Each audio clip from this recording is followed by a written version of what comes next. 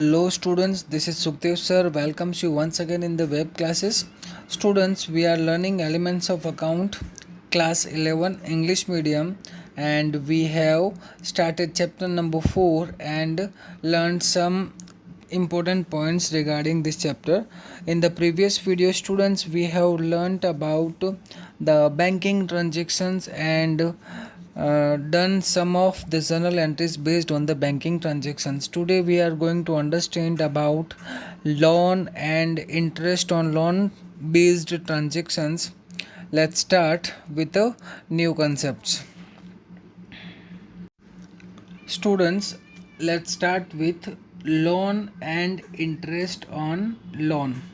तो देखते हैं लोन और एंड इंटरेस्ट ऑन लोन, इनकी जो ट्रांजेक्शन्स है जो जर्नल एंट्री से किस तरह से पास की जाती है. Transactions of loan, interest on loan can be categorized into two categories. Loan अलग होता है, इंटरेस्ट ऑन लोन अलग होता है. Loan borrowed and paid, payable interest. Loan lent and received और रिसीवेबल इंटरेस्ट. देखो यहाँ तो तुमने लोन ली होगी किसी के पास से, whether you have taken or borrowed a loan from someone or the bank, or you have lent the loan amount to somebody else. या तो आपने लोन किसी से ली है या फिर आपने किसी को लोन दी है. If you are taking the loan, अगर आप लोन ले रखी है आपने, तो you have to pay the interest of that loan. If you have lended the loan to somebody then you are receivable the interest on loan. बराबर. तो या तो लोन ली होगी तो आपको लोन का पेमेंट करना पड़ेगा इंटरेस्ट के साथ, और अगर आपने लोन दी होगी तो आप लोग जो है इंटरेस्ट रिसीव करोगे जो भी लोन आपने दी है. बराबर. तो दो कैटेगरी है, loan borrowed, loan lent. An additional capital is required besides owner's capital to run business. कभी कभार होता है कि बिजनेस का जो ओनर है उसके पास जितना पैसा होता है, जितना कैपिटल होता है, वो पूरा पूरा इन्वेस्ट कर देता है. अपार्ट फ्रॉम दैट मनी, उसको फिर भी बिजनेस को एक्सपांड करना हो, बिजनेस को रन करना हो, तो और पैसों की ज़रूरत पड़ती है. तो ही और she is suppose to take a loan from the bank. Bank के पास उसको लोन लेनी पड़ती है. In these circumstances, businessman borrows money from bank, financial firm, other person, financial institutions. This obtained loan is known as loan borrowed. ये तो simple सी बात है, अगर आप किसी से लोन लेते हो that means it is borrowed loan. Many times surplus idle funds of the business are lent on the employees और थर्ड पर्सन. कभी कभार ये भी होता है कि बिजनेस में एक्स्ट्रा मनी पड़ा होता है जो फ़िलहाल किसी यूज़ में नहीं आ रहा हो, तो किसी एम्प्लॉय को लोन दे दियो, किसी थर्ड पार्टी को, थर्ड पर्सन को लोन दे दिया हो, तो आपको उसका इंटरेस्ट मिलता है. It is known as loan lent loan, means you have given loan. Both types of loan accounts are personal accounts. Loan account अगर आप किसी के पास से ले रहे हो, तो मान लो अगर बैंक, फिनेंशियल इंस्टीट्यूशन से ले रहे हो तो भी वो लीगल आर्टिफिशियल पर्सन है, और किसी लिविंग पर्सन से ले रहे हो तो भी वो पर्सन ही हुआ. That means it is a personal account. और अगर आप किसी को लोन दे रहे हो तो भी वो है पर्सनल अकाउंट. पर्सनल अकाउंट का इसलिए बोल रहे हैं क्योंकि इसके ऊपर जो है डेबिट एंड क्रेडिट के रूल्स देखने पड़ेंगे ना. तो जो रिसीवर होगा उसका अकाउंट डेबिट होगा और जो गिवर होगा उसका अकाउंट क्रेडिट होगा. Thus, the rule of personal account is applicable to it. Interest amount is calculated at predetermined rate and at the end of specified time period. Interest on borrowed loan is an expense of business. देखो business की अगर loan ली होगी तो आपको expense as a loan interest pay करना पड़ेगा. Thus, interest account is debited while interest is received on the lent loan. Interest is an revenue income. Interest account is credited. अगर लोन आपको लोन का interest pay करना पड़ रहा है that means it is an expense. If you are suppose to receive the interest on the lent loan, जो भी आपने लोन दी किसी को और उसका इंटरेस्ट अगर आपको मिलने वाला हो that means it is an income. Borrowed loan is liability of business, therefore it is credited. Loan lent loan is receivable of business, therefore it is debited. देखो बोरो, अगर आपने लोन बोरो किया, किसी से लिया है, तो जिससे भी आपने लोन लिया होगा तो उसको आप क्या करोगे लाइबिलिटी ऑफ बिजनेस है इसलिए उसको क्रेडिट बताओगे.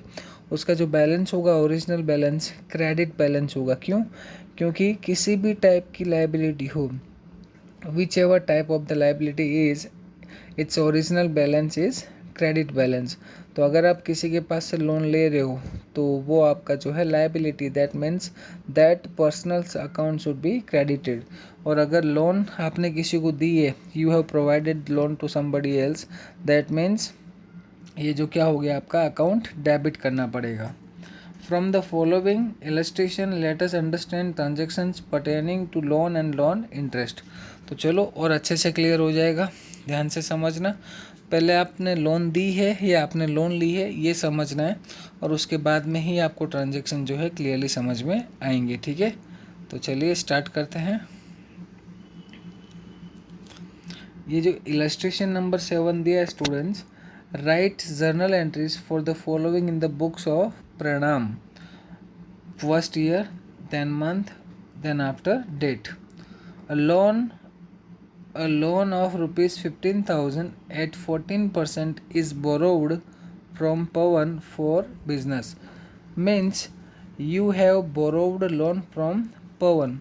पवन से आपने लोन ली है, तो अगर लोन ली है that means it is N liability, it is a liability. Liability है मतलब लोन जो है वो होगी क्रेडिट। तो डेबिट क्या होगा? अगर आप किसी से लोन लेते हो तो क्या आता है आपके पास? पैसा। The cash comes into the business, that is why we shall debit the cash account. Clear है? तो कैश अकाउंट डेबिट टू, इसमें आप लिखोगे क्या? देखो इस तरीके से लिखना रहेगा आपको, cash account debit to 14% loan of Pawan account. देखो यहाँ पर जो है यहाँ लिखा है 14% लोन ऑफ पवन्स अकाउंट, पूरा ये लिखना, जिसके पास से आपने लोन ली है उस पर्सन के नेम के साथ। Cash account debit to 14% of Pawan's loan, of Pawan's account लिख सकते हो, ये loan of Pawan account to 14% loan of Pawan account, 14% loan of Pawan account. Second number है loan of 18,000 at 18% is given to Pushkar. Means आपने दिया है किसी को लोन, तो उसको सामने वाले पर्सन जो है वो तो रिसीविंग पर्सन है, तो उसका अकाउंट हम क्या करेंगे? डेबिट। लेकिन क्या लिखेंगे?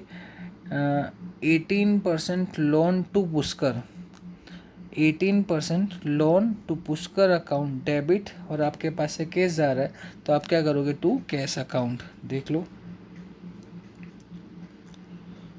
लोन टू, यहाँ पे 18% लिखना ज़रूरी था। 18% loan to Pushkar account debited to cash account. ठीक है, चलो उसके बाद में क्या दिया हुआ है?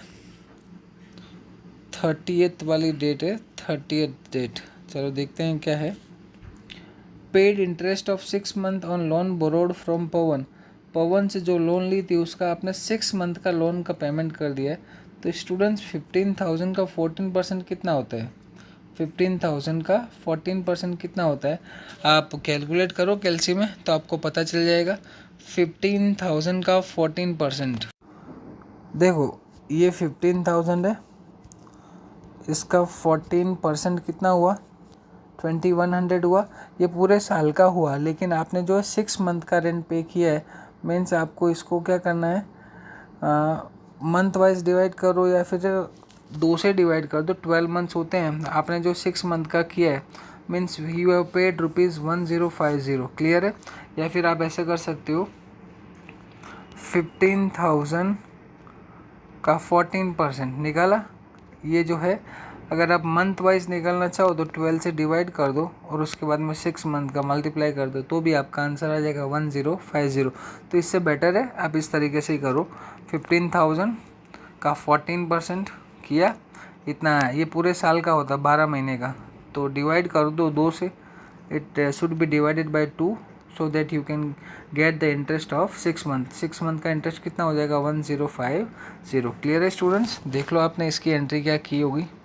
तो चलिए देखते हैं इसकी एंट्री, अमाउंट क्लियर है कि नहीं है ये देख लो। लोन इंटरेस्ट अकाउंट की 1050। अब उसके बाद में क्या दिया हुआ है? उसके बाद में दिया है फ्रॉम पुष्कर, थोड़ा जूम इन कर, from Pushkar interest on loan is received for 6 month. अब वापस से आपको क्या करना रहेगा, लोन का कैलकुलेशन करना है। 18,000 का 18% करो। तो चलो मैं करके बताता हूँ आपको 18,000 का 18%। तो स्टूडेंट्स ये है 18,000, उसका हमको करना है कितना, 18,000 का 18%। हाँ, 18,000 का 18% हमने किया तो कितना आया, 3240। ये है पूरे 12 महीने का, तो हम 2 से डिवाइड कर देंगे तो कितना आएगा, 1620। तो चलिए देख लेते हैं 1620 दिया हुआ है कि नहीं दिया हुआ है। ये रहा, ये आपने इंटरेस्ट रिसीव किया तो cash account debit to loan interest account 1620। फिर से एक बार समझ लो तो आपको अच्छे से और क्लियर हो जाएगा। जेन 1 का था, a loan of 15,000 at 14% is borrowed from Pawan. Pawan से आपने लोन ली है, that means cash is coming in. तो cash account debit to 14% of loan Pawan account, बराबर, to 14% loan of Pawan account. फिर सेकंड नंबर पे है, a loan of 18,000 at 18% is given to Pushkar. तो लोन टू पुष्कर या फिर 18% loan to Pushkar account debit to cash account. Cash account को credit क्यों किया, क्योंकि कैश जो है बिजनेस से जा रही है, cash is going out. Rule क्या बोलता है, credit what goes out. Paid interest means आपका एक्सपेंस है, तो एक्सपेंस होगा तो डेबिट होगा। तो interest on loan account debit to cash account, ये पे किया आपने, और यहाँ पर रिसीव हुआ है तो cash account debit to interest of loan account. ठीक है, देख लो बराबर इस तरीके से किया हुआ, क्लियर है। अब ये नीचे जो भी कैलकुलेशन दिया है ये आपको समझ लेना है, मैंने आपको बता ही दिया है, वैसे क्लियरली आ जाएगा। अब जो है कुछ न्यू टर्मिनोलॉजीज आ रही है इसके अंदर, वो भी मैं आपको एक्सप्लेन कर देता हूँ, ध्यान से समझिएगा। Trade discount, cash discount and allowance, बराबर। ट्रेड डिस्काउंट तो पहले आ चुका है, कैश डिस्काउंट भी आ चुका है, मैं आपको टर्मिनोलॉजीज में बता चुका हूँ। फिर भी एक बार, अब जो प्रैक्टिकल है प्रैक्टिकल में ही आएगा, ध्यान से समझना। Many times at the time of purchase और sales of goods, at the time of collection very small amount from total price is either not paid or not received. This non paid or non received small amount is discount. There are two types of discount, trading discount and cash discount. I have already explained it you in the chapter number 1 terminologies of accounting. चलो अब आगे देखते हैं trading discount के बारे में, यहाँ पर क्या क्या दिया हुआ है।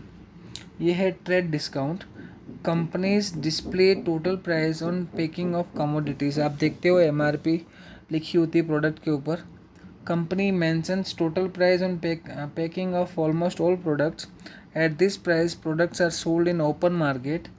Eight the time of sale manufacturer और wholesaler allow certain discount to retailers from selling price which is known as trade discount. This trade discount is an expense neither for manufacturer nor for wholesaler, income for retailer. Hence trade discount does not have any accounting treatment in the books of accounts. देखो इसमें कैसा होता है, like कोई भी product है उस पर MRP जो प्रिंट करने वाले मैन्युफैक्चरर या फिर होलसेलर होता है, तो वो प्रिंट उस हिसाब से करता है ताकि थोड़ा बहुत डिस्काउंट किसी और को दे सके। अगर मैन्युफैक्चरर है, उसने मैन्युफैक्चरिंग के टाइम पे मान लो कि एक प्रोडक्ट है जो उसको टोटल मिला के 80 रुपीज़ में पड़ा है, कितने में, 80 रुपीज़ में। एक नॉर्मल कॉमन एग्जांपल ले लो, मान लो कि एक अच्छा सा नोटबुक है, एक अच्छी सी नोटबुक है जिसकी कॉस्टिंग मैन्युफैक्चरिंग जो करने वाली कंपनी उसको 80 रुपीज़ में पड़ी है। वो टोटल कितने में पड़ी है, 80 रुपीज़ में। अब उसने सोचा है विथ प्रॉफिट हो, तो उसको 80 रुपीज़ में खुद का प्रॉफिट भी है और कॉस्टिंग भी उसने पूरा निकाल दिया। मीन समझ लो 70 रुपीज़ में कॉस्ट पड़ा होगा, 10 रुपीज़ खुद का प्रॉफिट है। तो अगर वो 80 रुपीज़ में सेल करेगा तो भी उसको 10 रुपये का प्रॉफिट तो मिलेगा ही। अब लेकिन मैन्युफैक्चरर अगर वो 80 रुपीज़ खुद को प्रॉफिट 10 रुपीज़ का मिले, इस तरीके से अगर किसी नेक्स्ट पर्सन को होलसेलर को सेल करता है तो होलसेलर फिर क्या करेगा?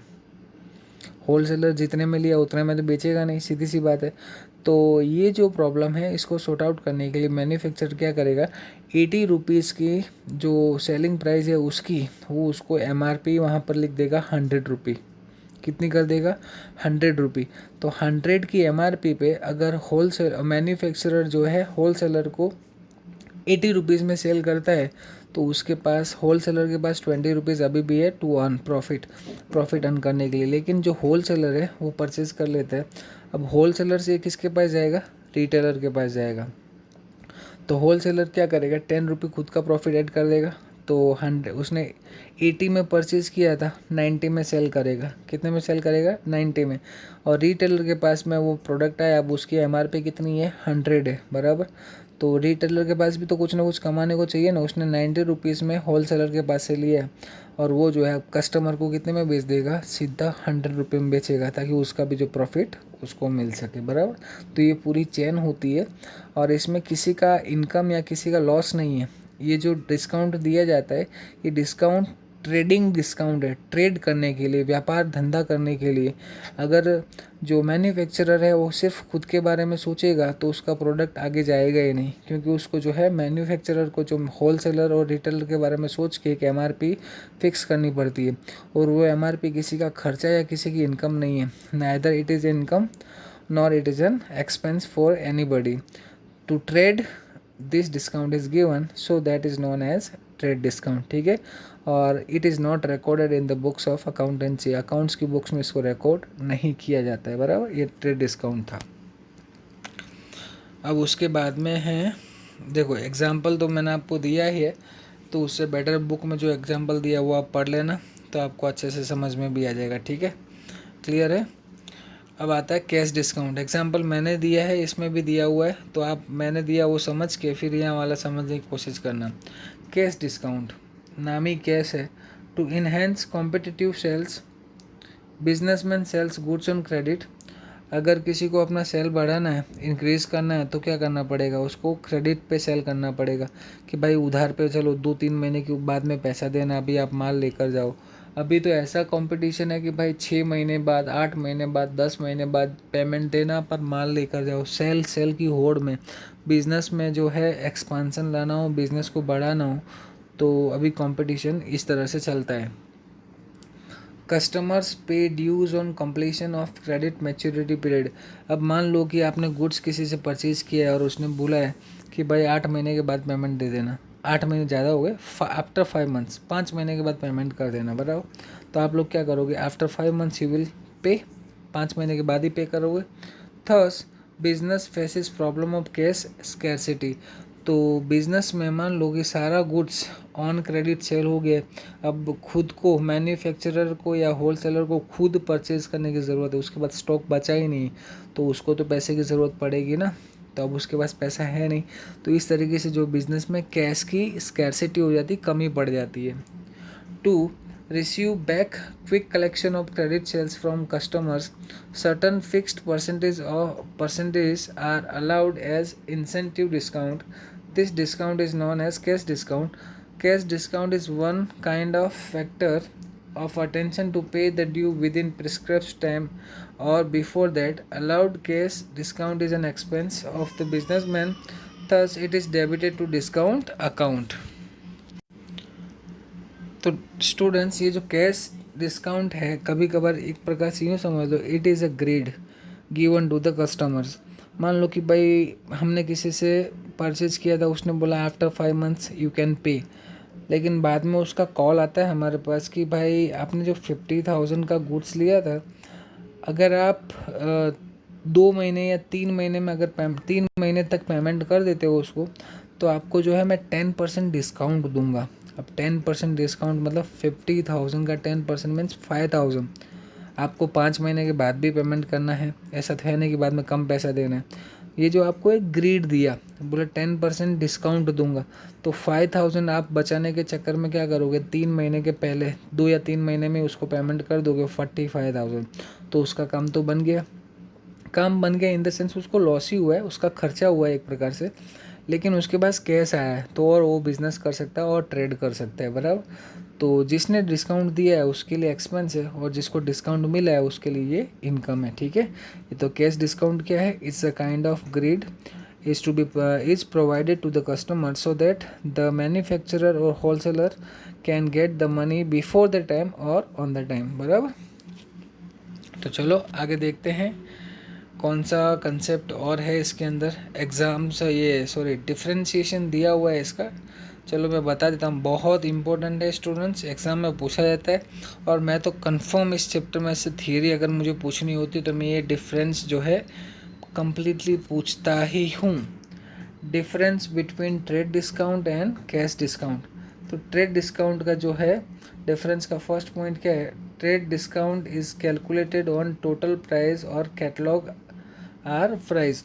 मीन्स जो एमआरपी होती है उसके ऊपर जो है ट्रेड डिस्काउंट कैलकुलेट किया जाता है। Cash discount is calculated on net of total price और ट्रेड डिस्काउंट।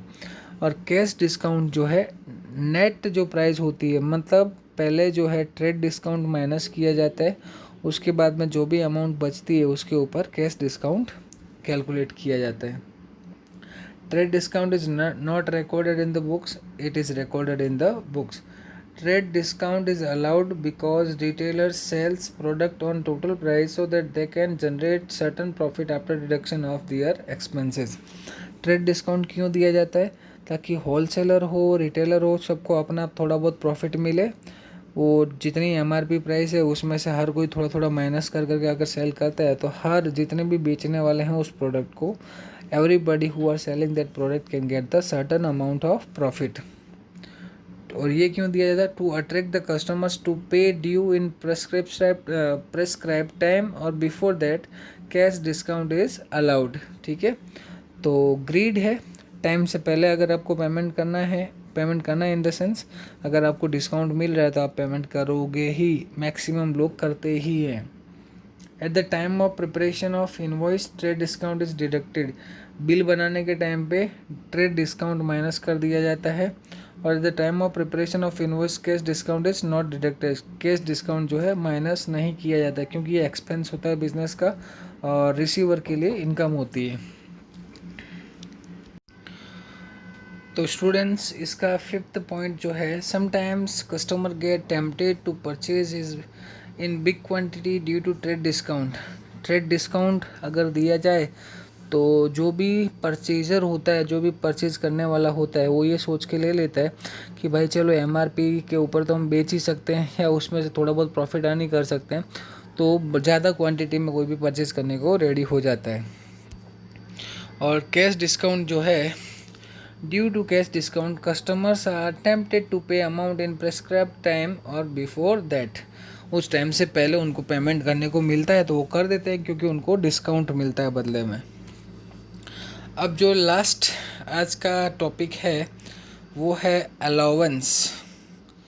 अलाउंस मतलब आप जिसको छूट बोल सकते हो, क्या बोल सकते हो? छूट छाट दी जाती है ना, वैसी। Many times businessman pays less amount or receives less amount at the time of final settlement. Whatever short amount is paid or received is known as allowance. जैसे एक एग्जांपल देता हूँ कि अगर मान लो मैंने किसी को गुड सेल किया है और उसके पास से मुझे लेने हैं 11,050 रुपीज़। मुझे लेना है 11,050 रुपीज़। जैसे मैंने 11,050 रुपीज़ ऊपर का ऐसा गुड्स था जो किसी के पास से मैंने परचेज़ किया था, बराबर। अब भाई मेरे को पेमेंट देना था पूरा 11,050 रुपीज़, तो मैंने उसको क्या बोला, भाई 11,000 रख और हिसाब ख़त्म कर। नॉर्मली अपने ऐसे ही करते हैं ना, तो बिजनेसमैन में भी ऐसे ही होता है।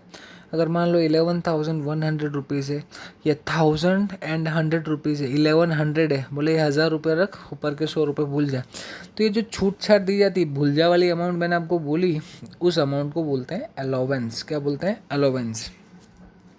देखो आगे क्या लिखा है। Since such allowed allowance is an expense of business, it is debited to discount or allowance account. If such allowance is received, it is an income of business. It will be credited to discount or allowance account. सीधी सी बात है, अगर आपको किसी से पैसा लेना है और आपके साथ ये चूना लगा है, मान लो बराबर, आपको अगर किसी ने बोला कि भाई 11,100 मैं मांगता हूँ तुमसे, तो वो दो, तो वो क्या बोलेगा 11,000 रख लो, 1,000 का डिस्काउंट, तो 1,000 का आपको लॉस, मतलब लॉस हुआ ना, एक्सपेंस हुआ, आपका खर्चा हो गया ना, तो आपके लिए डेबिट करना पड़ेगा, आपको एक्सपेंस है। वैसे ही अगर आपको किसी को पेमेंट करना है कि भाई 50,100 पे करना है, तो आप 50,000 पे कर देते हो, 100 का डिस्काउंट ले लेते हो, तो आपके लिए क्या मानी जाएगी, इनकम मानी जाएगी, बराबर। The accounting treatment of the allowance is identical to cash discount. There is no predetermined tradition or system of allowance. In case of allowance, after deduction of insignificant amount, payables and receivables are settled. जैसे 500 paid to Varun as a final settlement against outstanding of 515. 515 रुपये के बदले में 500 दिए, तो 15 रुपये का तो ऐसे ही डिस्काउंट चला गया ना. Payables are 500 are paid, so the amount of 15 rupees difference is allowance. ठीक है, तो ये तो आपको क्लियरली पता चल ही गया होगा, इसको अलाउंस बोलते हैं. स्टूडेंट्स, ये इलस्ट्रेशन जो है काफ़ी बड़ा है, अगर आज करवाऊँगा तो टाइम काफ़ी ज़्यादा हो जाएगा, तो इट्स बेटर कि आप, मैंने आपको जितना बताया पहले उतना क्लियरली उसको समझ लो, और उसके बाद में जो इलस्ट्रेशन नंबर 8 है वो मैं आपको नेक्स्ट वीडियो में पूरा सॉल्व करवा दूँगा. ये इलस्ट्रेशन के बाद में जो है बच्चों आने वाले transactions of revenue and expense, revenue expense के बाद में जो है transactions of bad dept and bad dept recovered, मतलब अभी चैप्टर में काफ़ी कुछ है. तो जो लोग अभी तक पुराने चैप्टर्स नहीं देखे हैं, chapter number 2, chapter number 1, chapter number 3 and as well as half portion of this chapter, continuing this chapter, तो उन लोगों से I request from the bottom of my heart कि वो चैप्टर्स को रिवाइज कर लो, अदरवाइज़ आपको बहुत ज़्यादा प्रॉब्लम्स होने वाली है. ठीक है, तो स्टूडेंट्स आज के लिए मैं इतना ही रखता हूँ. That's it for today. We shall meet in the next video. Till then stay home, stay safe, and the most important thing, keep smiling.